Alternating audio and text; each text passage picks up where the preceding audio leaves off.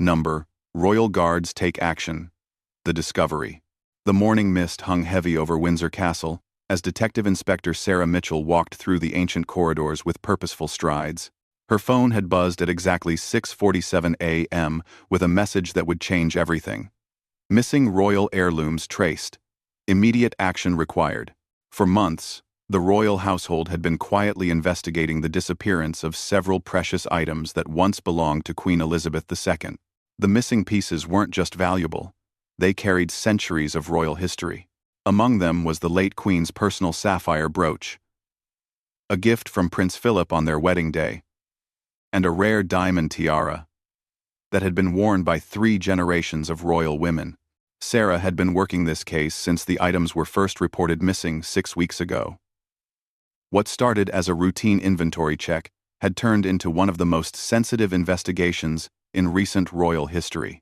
The items had vanished without a trace, with no signs of forced entry or obvious suspects. The royal family wanted answers, but they also wanted discretion. The breakthrough came from an unexpected source.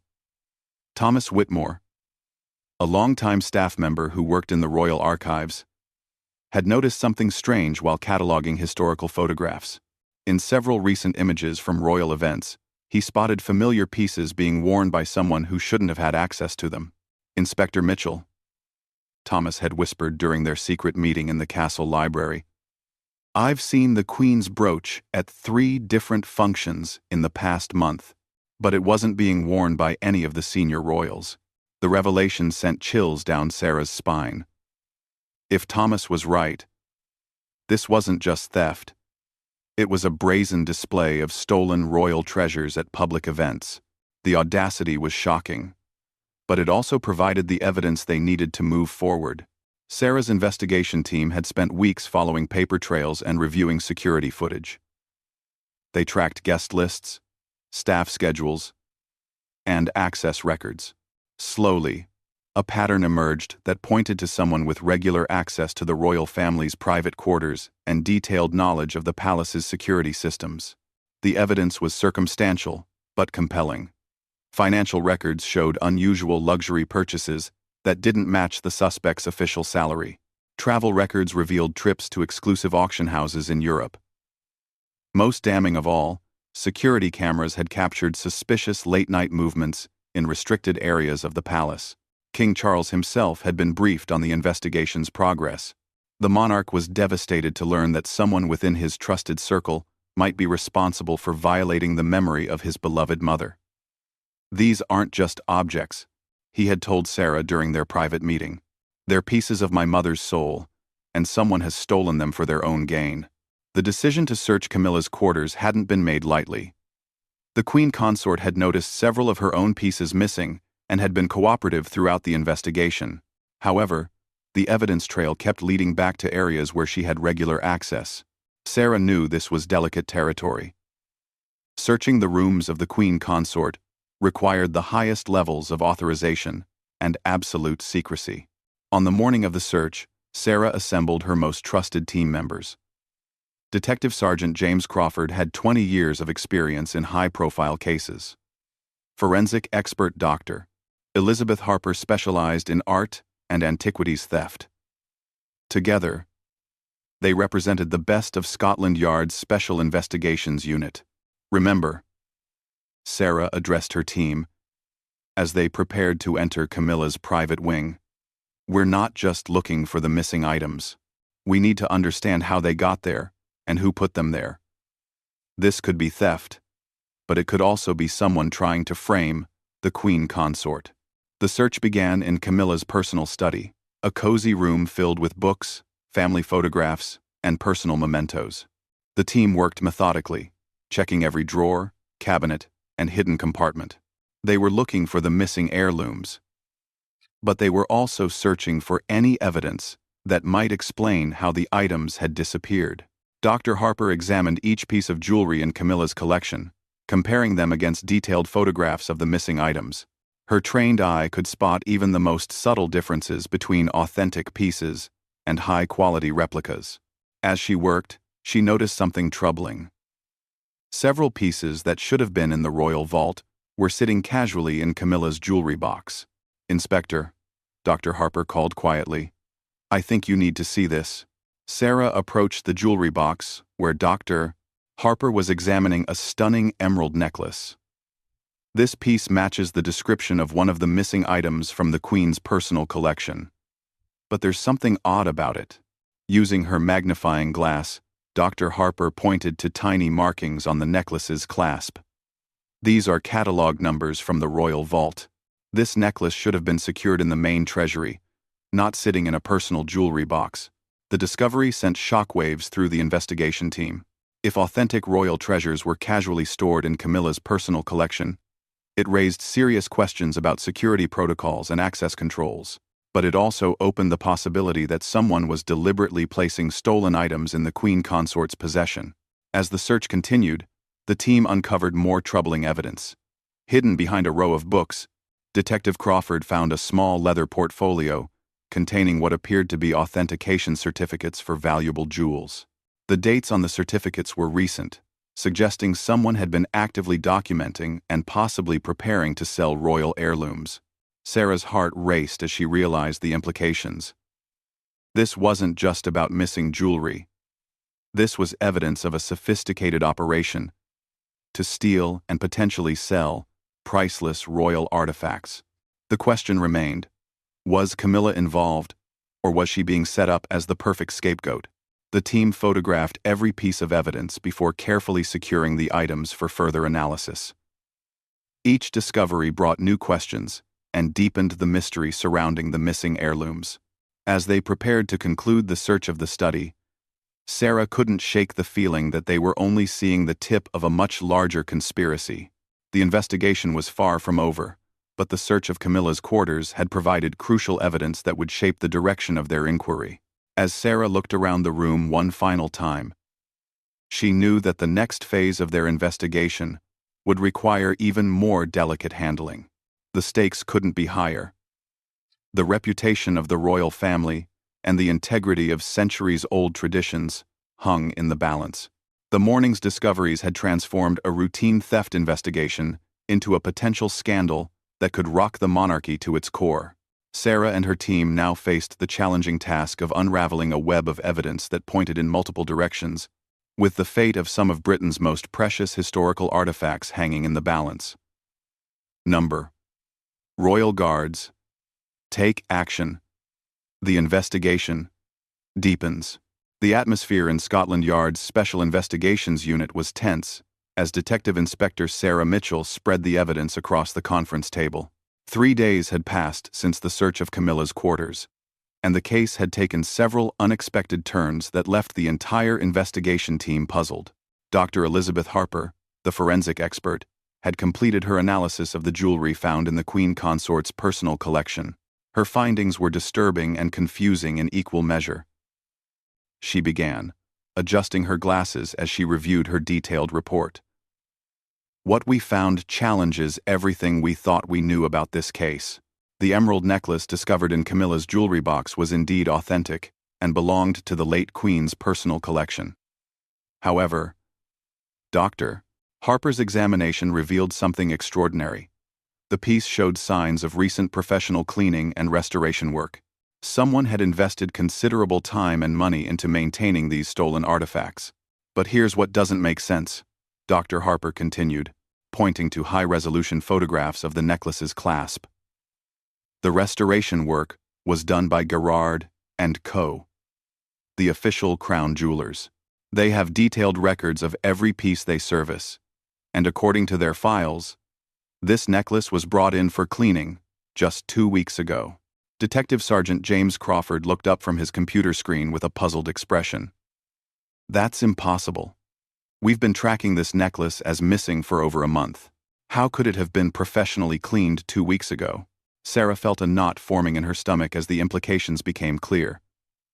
Either their timeline was completely wrong, or someone with official authorization had been openly servicing stolen royal jewelry.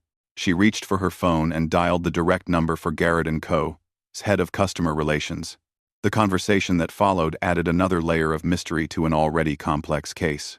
Margaret Thornfield, who had worked at Garrett for 30 years, confirmed that the necklace had indeed been brought in for routine maintenance. The appointment was made through proper royal channels, she explained. We received the standard authorization paperwork, and the piece was collected and returned according to our usual security protocols. When Sarah asked who had authorized the cleaning, Margaret's response sent chills through the investigation room. The request came directly from the Queen Consort's office, with all the proper signatures and security clearances. We had no reason to question its authenticity. After ending the call, Sarah stared at her team with growing concern. Either Camilla is involved in this theft and brazenly having stolen jewelry professionally cleaned, or someone with access to her official paperwork is orchestrating this entire operation.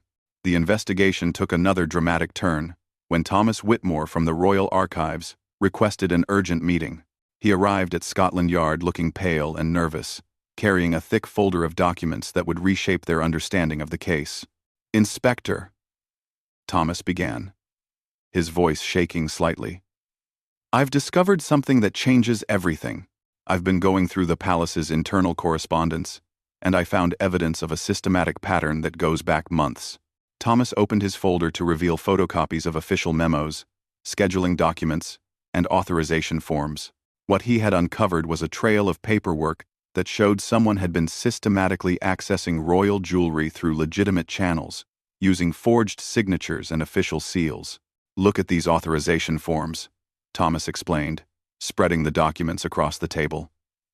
"They all bear the Queen Consort's signature, but I've compared them to authentic samples. The handwriting analysis shows clear signs of forgery." Dr. Harper examined the documents under her magnifying glass, comparing them to samples of Camilla's authentic signature that Thomas had provided. The differences were subtle but unmistakable. Slight variations in pen pressure, letter spacing, and stroke formation that indicated skilled forgery.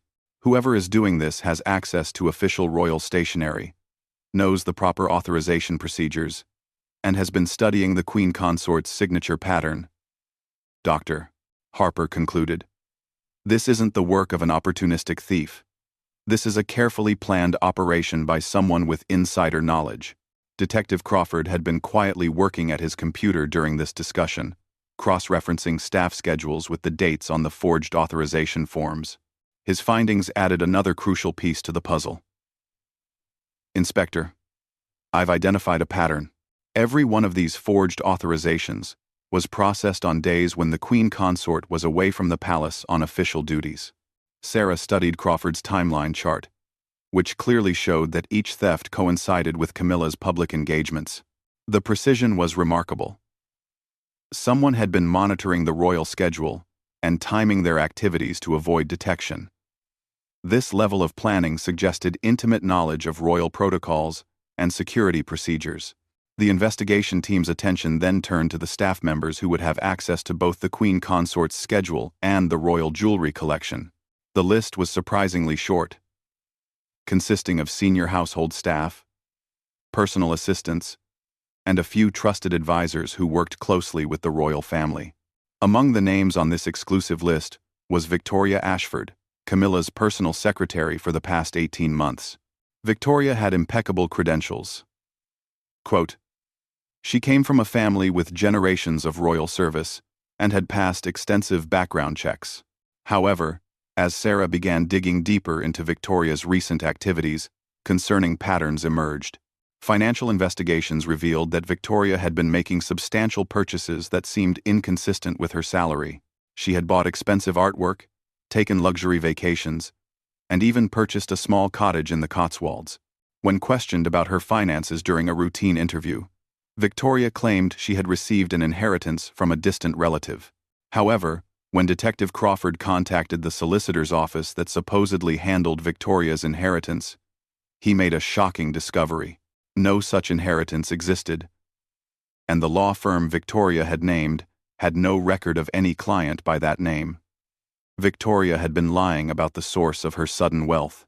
The investigation team decided to conduct surveillance on Victoria's activities. What they observed over the next several days painted a picture of someone living far beyond her means and maintaining connections that raised serious questions about her loyalty to the royal family.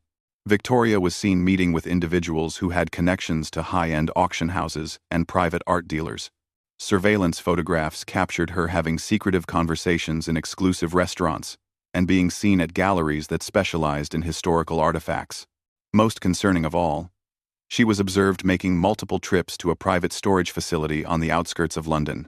Armed with this evidence, Sarah obtained a warrant to search the storage facility.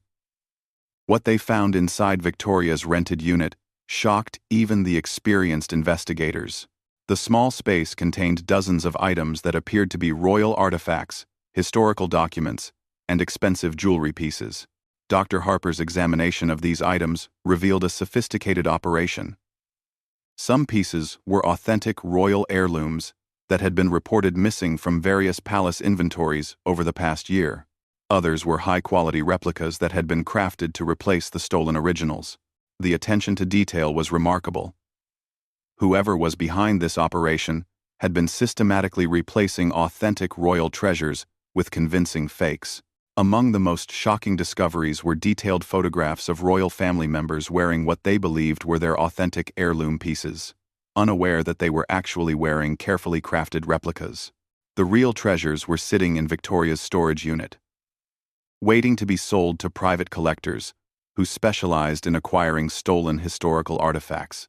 The evidence was overwhelming, but Sarah knew that proving Victoria's guilt would require more than circumstantial evidence. The investigation team needed to catch her in the act or find direct proof of her involvement in the theft operation. They decided to set up an elaborate sting operation that would give Victoria the opportunity to incriminate herself. The plan involved creating a fake wealthy collector who was interested in purchasing rare royal artifacts. Undercover detective Maria Santos would pose as a representative of this fictional collector, making contact with Victoria through intermediaries who were known to deal in stolen historical items. As the second phase of the investigation concluded, Sarah felt they were finally making real progress. The evidence pointed clearly to an insider operation led by someone with intimate access to royal protocols and schedules. However, she also knew that the most dangerous part of their investigation was just beginning. Catching Victoria in the act would require perfect timing and flawless execution, with the reputation of the royal family hanging in the balance. F number. Royal Guards. Take action. The final confrontation. The sting operation was set to unfold on a gray Thursday morning in late October.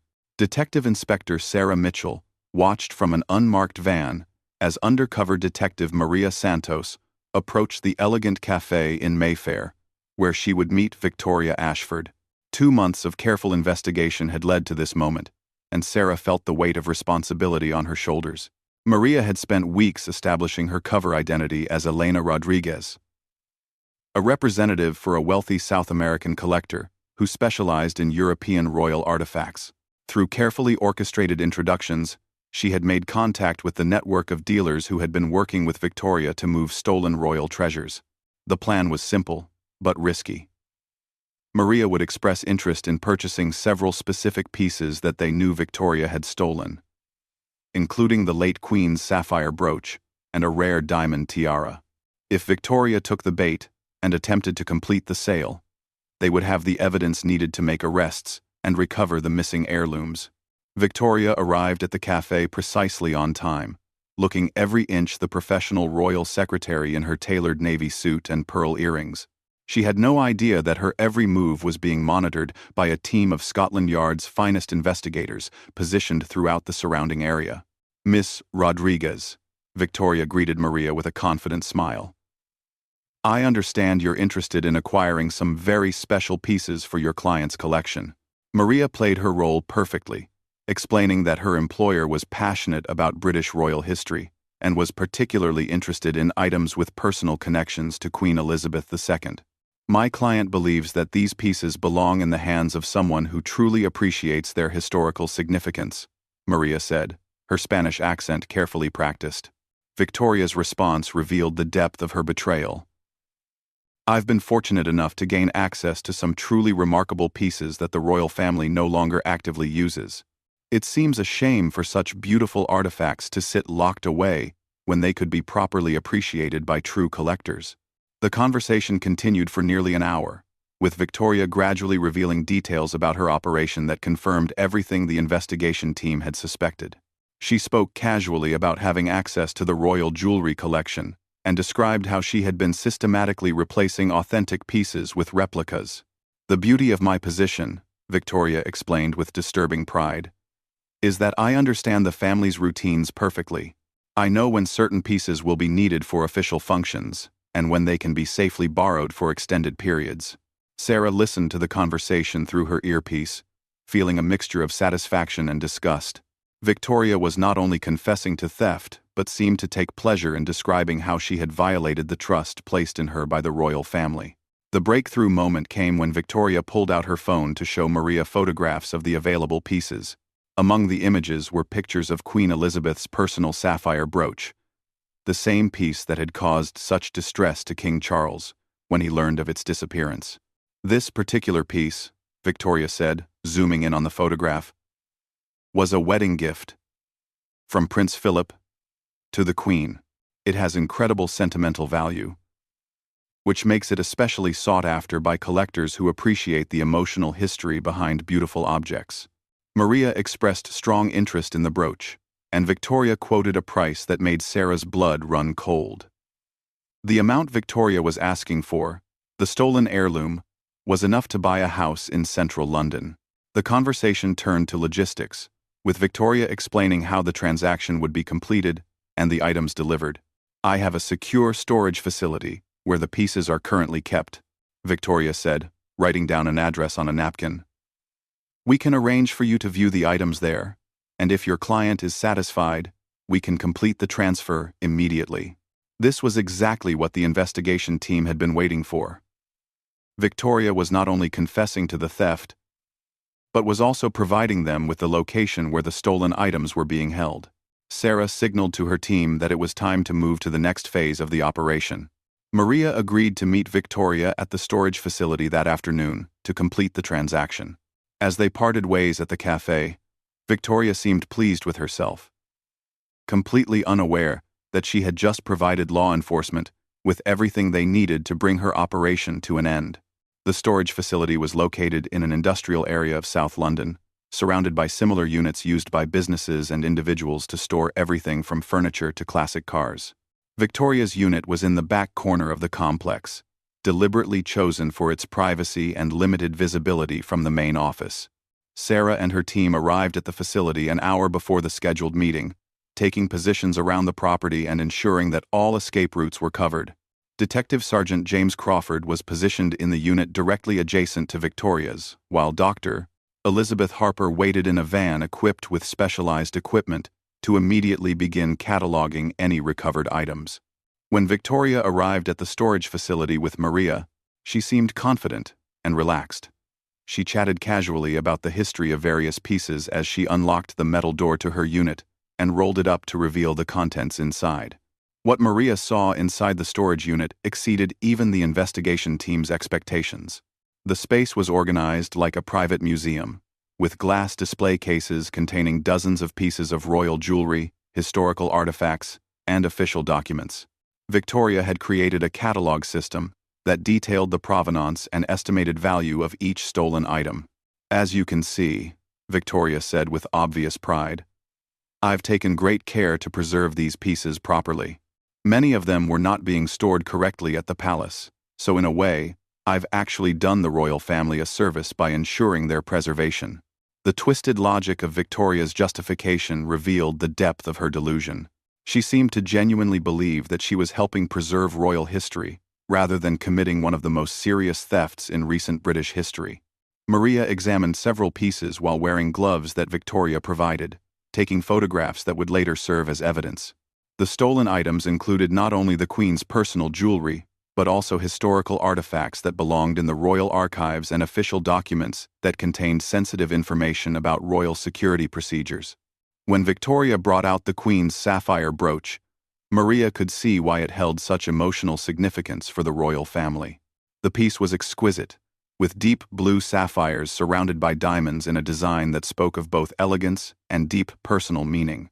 This piece will be particularly meaningful to your client, Victoria said, holding the brooch up to catch the light. It represents not just monetary value, but the intimate connection between two people who shared a love story that captivated the world. As Victoria began discussing the final details of the sale, Sarah gave the signal for her team to move in. Within seconds, the storage facility was surrounded by police officers, and Victoria found herself facing the reality of her situation for the first time. The look of shock and confusion on Victoria's face quickly turned to panic as she realized that her carefully constructed operation had been exposed. "I don't understand," she stammered, looking from Maria to the police officers who were now securing the storage unit. "Who are you people?" Sarah stepped forward to make the arrest personally, feeling a sense of justice for the royal family who had been betrayed by someone they trusted completely. "Victoria Ashford, you are under arrest for the theft of royal property, fraud, and conspiracy to sell stolen goods." As Victoria was led away in handcuffs, Dr. Harper began the careful process of cataloging and securing all the recovered items. The collection in the storage unit represented not just monetary value, but irreplaceable pieces of British history that had been stolen from their rightful place in the royal collection. The recovery operation took several hours, with each item being photographed, catalogued, and carefully packaged for transport back to the palace. Among the recovered pieces were several items that the royal family didn't even know were missing, suggesting that Victoria's theft operation had been even more extensive than initially suspected. King Charles was personally briefed on the successful conclusion of the investigation that evening. The monarch expressed his gratitude to Sarah and her team for their discretion and professionalism throughout the sensitive case. Most importantly, he was deeply relieved to learn that his mother's precious brooch would be returned to its rightful place in the royal collection. The case sent shockwaves through the royal household, leading to immediate reviews of security protocols and background check procedures for all staff members with access to valuable royal property. The investigation had revealed vulnerabilities in the system that could have been exploited by others with malicious intent. Victoria Ashford was ultimately sentenced to 8 years in prison for her crimes against the crown. During her trial, it was revealed that she had been planning to flee the country with the proceeds from her theft operation, having already secured a false identity and made arrangements to live abroad under an assumed name. The successful recovery of the stolen heirlooms marked the end of one of the most challenging investigations in recent royal history. Sarah Mitchell and her team had not only solved a complex case, but had also restored precious artifacts to their rightful place in British history. The Queen's brooch once again rested safely in the royal collection, where it would continue to honor the memory of Queen Elizabeth II and the love story it represented. The case served as a reminder that even within the most trusted circles, vigilance is necessary to protect the treasures that represent centuries of royal history and the continuing legacy of the British monarchy.